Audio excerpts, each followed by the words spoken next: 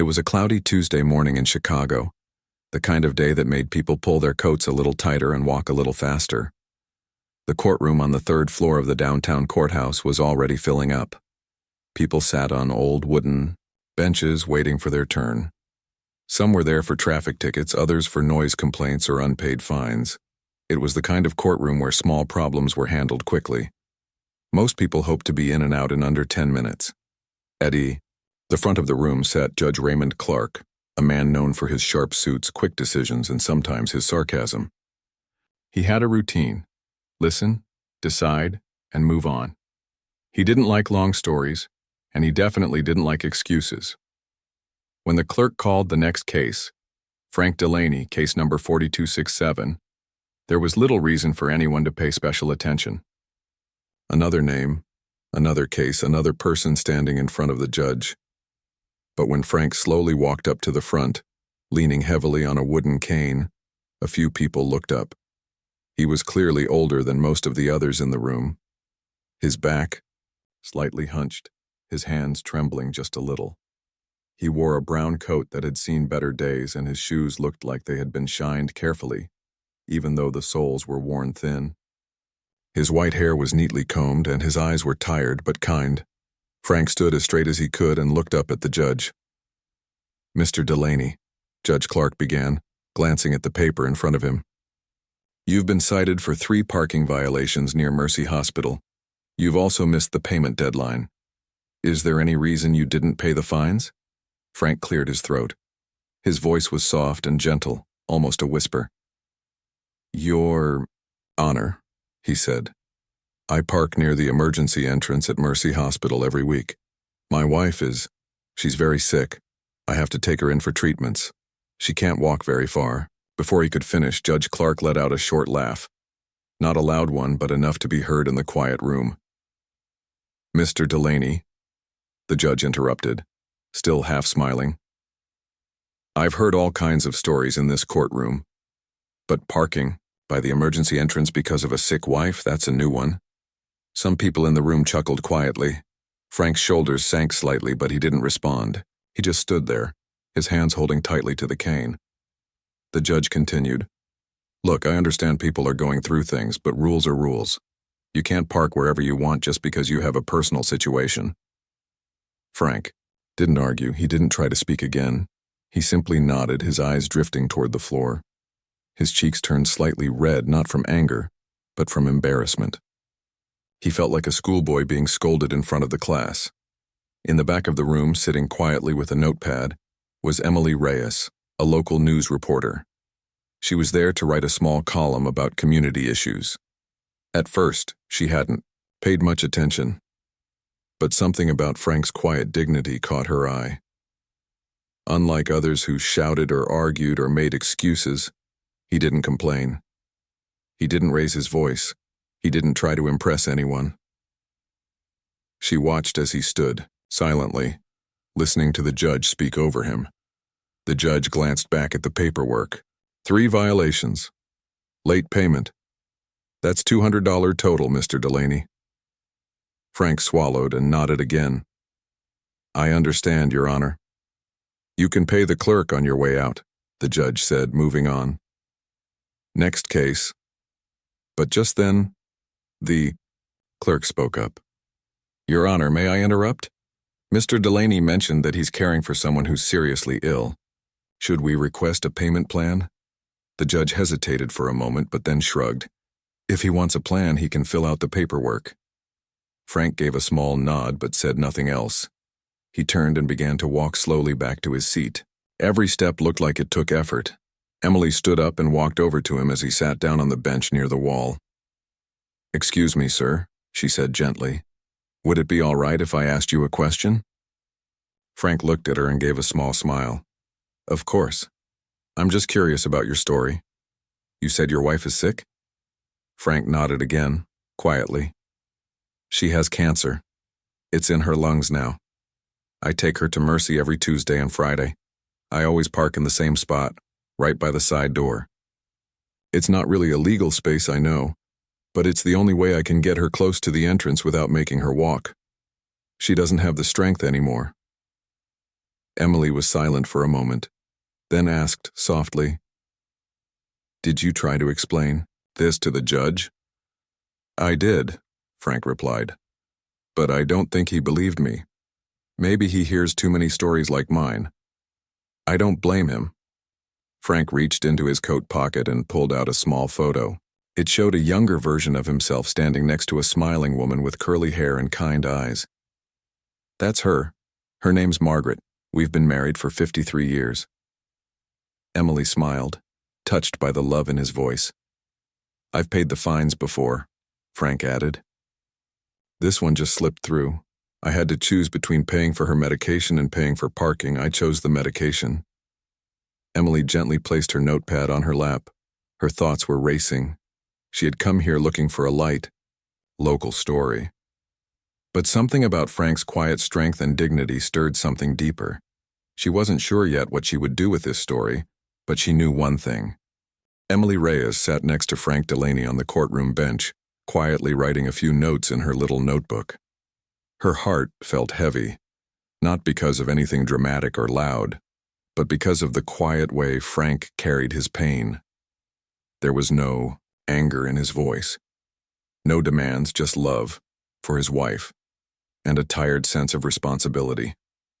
After a few moments of silence, Emily said gently, "I'm really sorry about what happened in there." Frank smiled softly, shaking his head. "Don't be sorry, I've been through worse. Judges are just doing their job." "But he laughed," she said, "and he didn't let you explain. That didn't feel right." Frank looked down at his worn-out shoes. "Maybe not. But the world doesn't slow down for old men like me." Emily felt a quiet fire light up in her chest. She had seen a lot.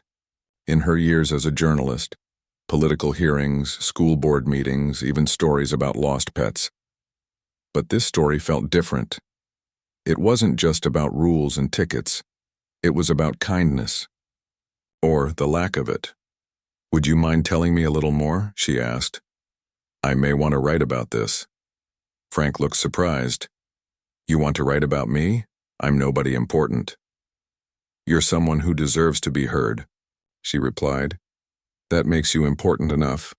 Frank thought for a moment, then nodded. "All right, I'll tell you." They stepped outside the courthouse and found a small bench in a quiet corner. Frank sat down slowly. The sun peeked through the clouds now, casting soft light over the city. "My wife's name is Margaret," Frank began. "We met when we were just teenagers. I was 17. She was 15. We used to go to dances at the church hall.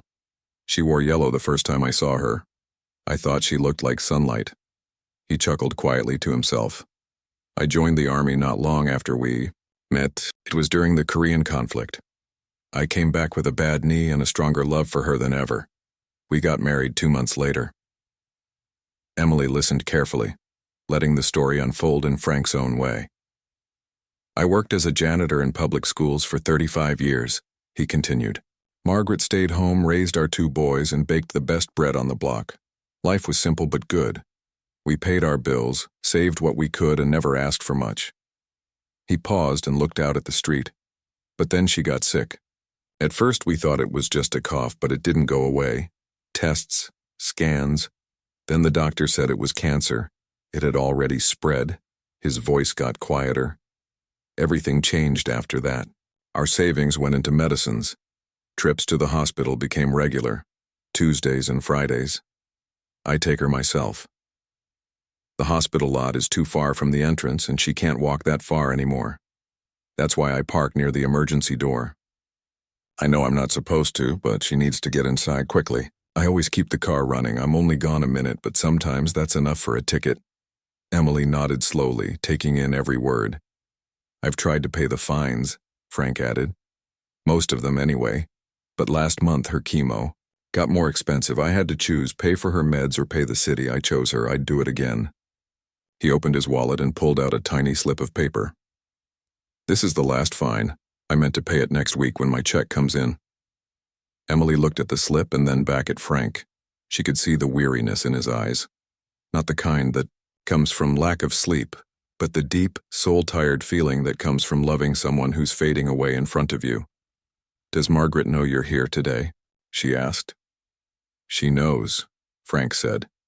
She didn't want me to come alone, but she wasn't feeling strong enough to get out of bed. She smiled at me this morning and said, "Don't let the judge scare you, Frank. You've been through tougher days." He gave a small, proud smile. She always makes me feel braver than I really am. Emily looked down at her notepad, then back at Frank. Would you be okay with me sharing your story? I think people need to hear it. They need to understand what's really going on behind these tickets. Frank thought for a long moment. Only if it helps someone. I'm not looking for sympathy, just kindness. You may get both, Emily replied with a gentle smile. As they stood up, Frank put a hand on her arm. Thank you for listening. That means more than you know. Emily felt her throat tighten. Thank you for trusting me. As they walked toward the sidewalk, something in the air felt different, lighter. Emily didn't know exactly what would happen next, but she knew this was not just another column buried on page 9. This was a story about quiet love, about sacrifice, and about a world that sometimes forgets the people who give the most. She watched Frank walk slowly toward the bus stop, his cane tapping gently against the pavement. He moved carefully, but there was something strong in his step, something unshaken. Emily turned back toward the courthouse with one goal in mind: to write the story the way it deserved to be told. She knew this was only the beginning. Back inside the courtroom, the judge continued going through the cases. One person after another stood before him, some with excuses, others with short answers. Papers were shuffled, fines were given, and people left quickly. But something felt a little different now, even if no one said it out loud. Judge Clark glanced at the list and looked slightly bored. The room had been full earlier, but now only a few people remained. Then the courtroom door creaked open again slowly. Everyone turned to look. A nurse in blue scrubs carefully pushed a wheelchair into the room. Sitting in that wheelchair was an elderly woman wrapped in a soft brown shawl. Her hands rested gently on her lap, and her face looked pale, but calm. She had a small oxygen tube under her nose and a smile that was kind and warm. Frank Delaney was right beside her, holding her hand. The judge raised an eyebrow and leaned forward slightly. May I ask who this is? Frank stepped forward. Your Honor, this is my wife, Margaret Delaney. She wanted to speak with you. The courtroom, which had been filled with soft whispers and quiet footsteps, now felt completely still. No one made a sound. The nurse carefully wheeled Margaret closer to the front. Emily had followed behind them and stood near the back, holding her notebook close to her chest. She had no idea this was going to happen, but her heart was beating, faster. Something important was unfolding. Margaret looked up at the judge. Her voice was soft but steady. Your Honor, I hope you don't mind me being here. I know this isn't usual. The judge blinked, surprised. No, Mrs. Delaney. It's just unexpected. Margaret gave a small smile. Frank told me what happened earlier. He didn't want me to worry, but I could tell something upset him. He's always been quiet like that, never wanting to trouble anyone. But I couldn't sit at home, knowing he was carrying all this alone. She paused and took a deep breath from her oxygen tube. We've been through a lot together, Your Honor. Frank has taken care of me every step of the way. He parks close to the hospital door not because he wants to break the law, but because he's trying to make sure I don't suffer more than I already do. He only stays out of the car for 2 or 3 minutes, just enough time to help me inside. A quiet sniffle could be heard from the back. One of the younger court assistants wiped her eyes quickly with a tissue. Margaret looked around the room. I don't want special treatment. We're not asking for favors. But sometimes when people look at someone breaking a rule, they don't see the reason behind it. They just see the action. Frank isn't trying to do something wrong. He's trying to take care of the person he loves. The judge leaned back in his chair. He didn't speak right away. His eyes, usually sharp and firm, now looked thoughtful, maybe even a little ashamed. He looked down at the papers in front of him again. Mr. Delaney, he said after a long pause. When I first saw your name today, I thought this was just another unpaid ticket.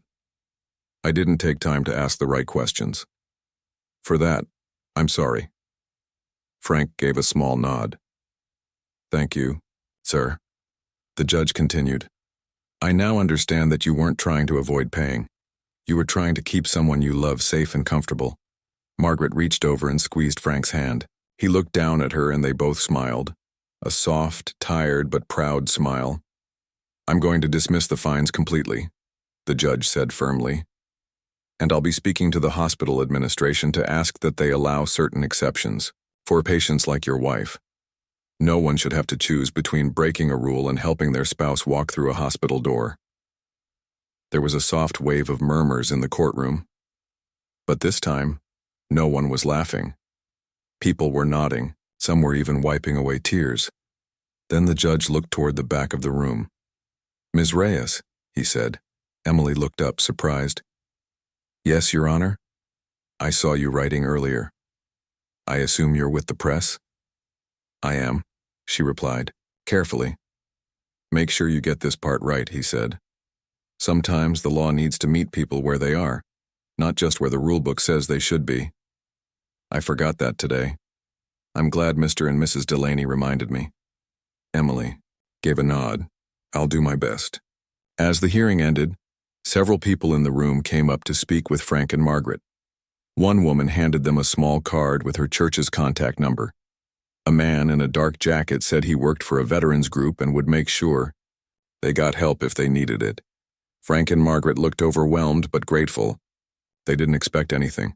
They just wanted to be heard, and now they had been. As they prepared to leave, the nurse gently turned the wheelchair around. Frank followed closely, still holding Margaret's hand. Emily walked beside them, her notebook tucked under her arm, heart full of everything she had just witnessed.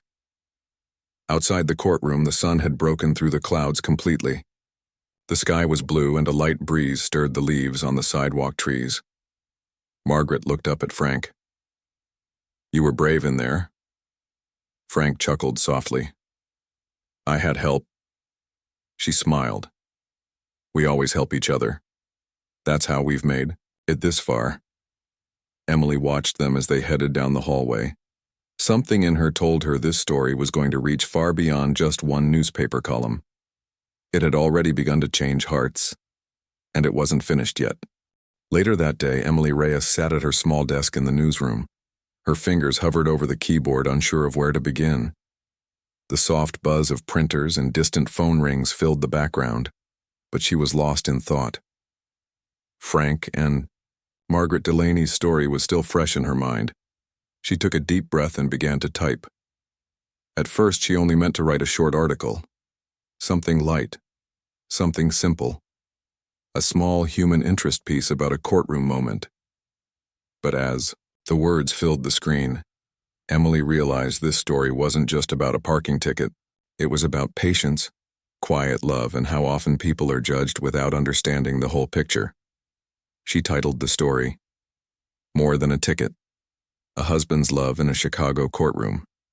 She wrote about how Frank stood quietly before the judge, how Margaret later entered the courtroom in her wheelchair, and how the judge's heart was changed by what he saw. She added a few quotes, Margaret's words, the judge's apology, and Frank's humble silence. She even included a small photo of the two holding hands outside the courthouse. Before sending it in, she sat back and read it one more time. The article wasn't dramatic or loud, but it was honest. It told the truth in a way that she hoped people would feel, not just read. She clicked submit. The next morning, the story was printed in the local paper and published online. Emily wasn't expecting much. Usually her stories got a few likes, maybe a comment or two. But this time was different. By noon, the story had been shared more than 1,000 times. By evening, local TV stations were calling the newsroom, asking if they could speak with Frank and Margaret. Emails started coming in from people all over the city. Some were offering help. Others just wanted to say thank you. The response surprised everyone, including Emily. Meanwhile, in their small home on the west side of Chicago, Frank and Margaret sat at the kitchen table with a copy of the newspaper in front of them. Frank carefully folded the paper, placing it next to Margaret's cup of tea. "Looks like we're famous," he joked with a small smile. Margaret laughed gently. "Not sure about famous, but it's nice that people care." Their phone rang twice that day. One call came from a woman who said she was part of a local transportation program for seniors. She offered them free rides to and from the hospital every week. The second call was from a man named Peter, who worked for a local veterans support group. He asked if Frank was interested in getting help with medical expenses and small home repairs. Frank had served in the Army decades ago but never thought to ask for anything. Peter said, "You've earned it, Mr. Delaney. Let us give back a little." Frank was quiet for a moment, then simply said, "Thank you." Margaret looked at her husband, her eyes full of emotion. "All this kindness," she whispered. "It's like a light that started from something small." Frank nodded. "Sometimes, people just need to be reminded, that's all." Meanwhile, Judge Clark was having a quiet moment of reflection in his chambers. He had read Emily's article that morning. 3 times, in fact. He had been a judge for nearly 20 years. He had handled thousands of cases, some complicated, others simple. But something about the Delaneys had stayed with him. The way Margaret had spoken, the way Frank stood without blaming anyone, it had moved him more than he expected. He picked up the phone and called the courthouse administrator. "We need to set up a meeting with Mercy Hospital," he said. "We need to talk about better parking options for elderly patients." He paused. "And I also want to talk about starting a compassion review day, just once a month, where we look at special cases like Mr. Delaney's. Not every story fits in a rulebook." The administrator agreed. "I think that's a wonderful idea." In just a few days, what started as a simple traffic case had grown into something much bigger. The story reminded people that behind every rule, there are real people. People with struggles, with love, with pain and hope. At a small diner near the courthouse, a man in a suit and a construction worker were having coffee. One of them said, "Did you read about that older couple in the paper? The guy with the parking tickets, that hit me hard, made me think of my parents." In another part of the city, a teacher read the story aloud to her middle school class. She asked her students to write about a time they misjudged someone or were misjudged themselves. One student wrote, "Sometimes heroes don't wear capes, sometimes they wear old brown coats and carry canes." Even at the hospital, changes were being made. Mercy Hospital quickly responded to the article. They added more short-term parking, spaces near the emergency entrance for patients with mobility issues. Nurses were given more flexibility to help patients being dropped off. The hospital director said, "We overlooked a need and now we're correcting it." This story opened our eyes. Emily could hardly believe it. She had written many stories in her career, but this one touched something different. It started with one man's quiet patience and ended up lighting a spark across a whole city. Frank and Margaret never asked for fame or attention. They just wanted a little understanding. Now their story was doing something beautiful, bringing people together, reminding everyone that kindness still matters. As the sun set outside their living room window, Margaret looked at Frank and said, "Do you think the world's changing just a little?" Frank looked back at her, smiled, and replied, "Maybe. Or maybe the world always had good people in it. They just needed a reminder." A few weeks had passed since the courtroom moment that changed everything. The newspaper article had touched thousands of hearts, and the story of Frank and Margaret Delaney had spread beyond Chicago. People from nearby towns, and even other states, sent letters, emails, and kind words. One morning, Frank and Margaret sat in their cozy living room, surrounded by cards. Some were handwritten, some were typed. Others came from children, drawn with bright crayons and stickers. Frank held one up and read aloud, "Dear Mr. and Mrs. Delaney, thank you for showing the world what love looks like. I hope you are doing well.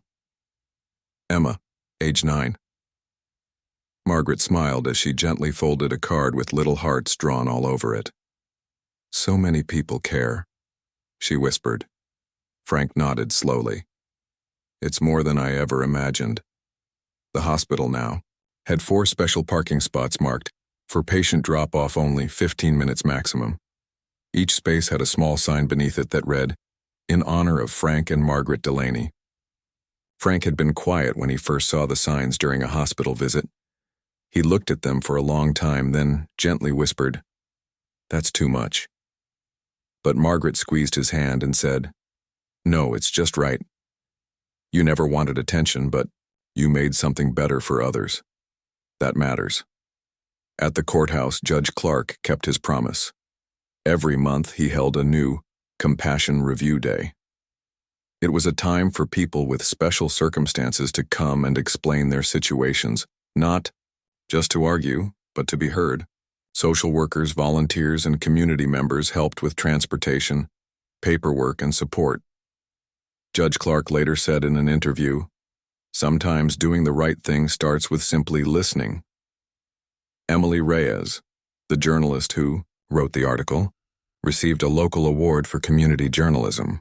But more important to her than any prize was the thank you note she got from Frank and Margaret. It was short and written in Frank's neat handwriting. "Dear Emily, thank you for giving our little story a voice. You helped more than you know. With love and thanks, Frank and Margaret." Emily kept the note pinned to her bulletin board. Whenever she felt tired or wondered if her writing made a difference, she looked at it. One sunny afternoon, a film crew arrived outside Frank and Margaret's home. A national morning show had asked to do a short feature on their story. Frank had been unsure at first, but Margaret encouraged him. "It's not about being famous," she said gently. "It's about spreading hope."